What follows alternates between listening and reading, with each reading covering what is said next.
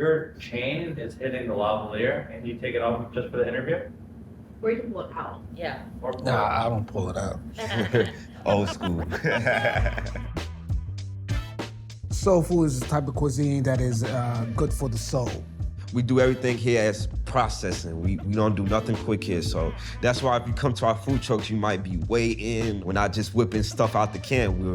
We're really doing things the way soul food is supposed to do. This truck is so popular. In the wintertime, I said, I don't know if they're gonna get any customers. They had a line. All the time there was a line. When the truck is not parked here, they knock on our door. Where is Gigi's Fish? I said, I don't know. I wouldn't change it, no other place but New York, doing a food truck.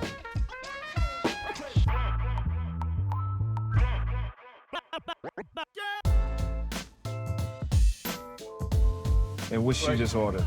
You ordered the whiting shrimp with mac and cheese. Right here? Yeah. All right. My name is Mike, I'm Marquise.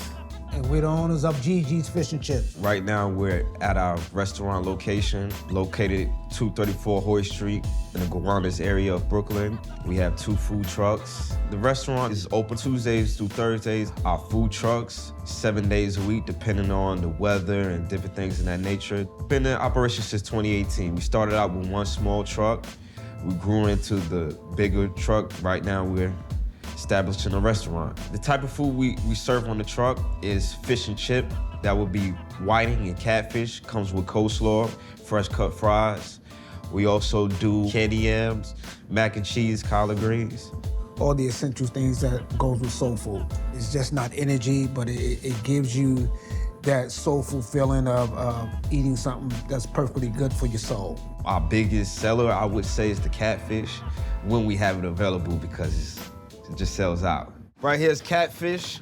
Catfish is our biggest seafood seller. This is fish and chips. My dad actually came up with the concept. He grew up off fish and chips. My family, my wife's family, they've been in Brooklyn over 60, 70 years. They was a pillar to this community of Gowanus. My wife is the backbone of all this. She's like the ace in the hole. She doesn't bite her tongue about anything. My mother keeps it raw. You really turned your cable truck into a food truck? Yes. Yeah, we used to just pick up cable boxes and equipment and just all type of stuff that, you know. My wife asked me, said, why would you buy a big truck and have it sit? Yeah. And I told her, I have a plan. He had a plan, you know, we're here today. I don't believe that what we've created and her family from being from here, I don't think we would be in this position. I'm like the big boss in here. And I really taught my family how to cook. Reputation, Gowanus, this was good, and it's still good. I love my community. Well, we've been in Brooklyn all our life because we grew up across the street. The business being named after me was a surprise. It's a good surprise. I can win in any community in Brooklyn, but I wanted to come where I grew up at. You know what I'm saying? Get my support and give back to my people, you know? That's why I wanted to come here. My aunt had a fish and chip store. I was a really little kid, around 5 or 6 years old. And I can just remember there used to be lines of people. We have generations of members in the family that cook. It was instilled in my family. I call my mother-in-law like Jay-Z of cooking. Mm-hmm. There was nobody that could really match that. With 2 trucks in the restaurant, we probably run through 3 to 4 trays of this on the weekend. You know, the weekend is very busy for us, so. And now you have it. Got the catfish all seasoned up, layered out. Put the top on it. So I'm gonna go ahead and put this in our refrigerator, and then they'll be ready to fry tomorrow. You always wanna take advantage of the weather. Anytime you got good weather in New York, it's a good time to make some money. We're gonna head to our primary location, which is gonna be on Court Street by Borough Hall. Court Street was actually our first location. You got a whole bunch of courthouses over there, different businesses. It's a good place for walking traffic. Right. Okay, I got the whiting shrimp combo. It comes out to $18.49 today, boss man. 2 extra pieces of catfish fry and 5 shrimp. What are you serving on the truck today? Okay, so we have the whiting, catfish, shrimp, the mac and cheese, collard greens, yams, natural cut fries, chicken and waffles, and the coleslaw. The thing that sells the most when we're here is definitely catfish and chips, and second to that is shrimp and chips. In 2020, during the middle of the pandemic, they set up a shop here right in front, And the area here, there are a lot of places to eat over here, but places to get good food was hard. And even hard to find good comfort food, good soul food. And they combine all that in one truck. We got people who've been knowing my family for years. We got city workers, people that work in hospitals. We get all different types of people because everybody really just loves soul food, and it's hard to find good soul food in New York City, so. One thing about soul food, they're gonna let you know if it's good or not.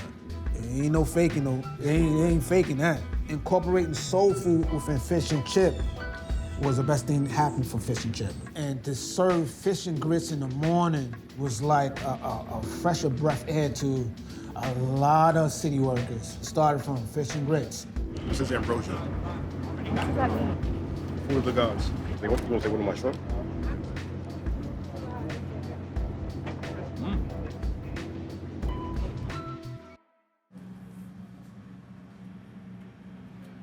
Doing homework when it comes down to soul food is watching and learning. Just not just about the ingredients, it's really watching how to cook soul food. But when you can master soul food, I think that you can master any kind of cuisine. Soul food was like a dying industry at one time or another because you used to have a lot of soul foods that used to be open in New York City. You don't see them no more. This is what my mother-in-law, what I learned from my mother-in-law is the cabbage. I never liked the cabbage until I ate her cabbage. Rinse it off and strain it with cold water, use grease, and salt and pepper, and let it cook down. And that's it. Okay, here we have our collard greens, which is has cooked down, and we have smoked turkey. And the way I test it to make sure that the collard greens has its proper taste, I just pull it up, taste it, know what I have to add to it. The way you can tell when the collard greens is ready is when the meat comes off the bone. It's our turkey wings that is marinated. The only downtime about turkey wings is that it takes so long to cook. Okay, you have to baste it a couple of times, 2 or 3 times. It takes around 3 to 4 hours. As you can see, they are basted and seasoned already. Put them in.